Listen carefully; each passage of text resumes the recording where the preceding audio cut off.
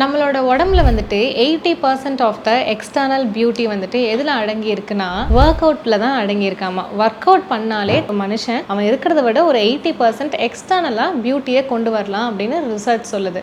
So என்னென்ன விஷயங்கள்லாம் நம்ம வந்துட்டு கொஞ்சம் இன்செக்யூரிட்டி கொடுக்குது, சின்ன சின்ன ஹைப்பர் பிக்மெண்டேஷனாக இருக்கட்டும், இப்போ நம்ம வெள்ளையாக இருந்தாலும் பரவாயில்ல, டார்க்கெஸ்ட் டோனில் இருந்தாலும் பரவாயில்ல, ஹைப்பர் பிக்மெண்டேஷனுங்கிறது கண்ணை சுற்றி கருப்பு, வாயை சுற்றி கருப்பு, கழுத்து ஃபுல்லாக கருப்பு, இந்த மாதிரியான விஷயங்கள் வந்துட்டு நம்ம தான் அதை வந்துட்டு ரெடி பண்ணிக்க முடியும். டேன் ஆகிறது, ஹேர் ஃபால் இருக்கிறது, ஒபிசிட்டி வர்றது, டயர்டாக இருக்கிறது, ஒரு சில டிசீசஸ் இருக்கிறது, பிசிஓடி, எதுவாக இருந்தாலும் நீங்கள் ஒர்க் அவுட் மட்டும் இன்னைக்கு ஸ்டார்ட் பண்ணீங்கன்னு வச்சுக்கோங்க.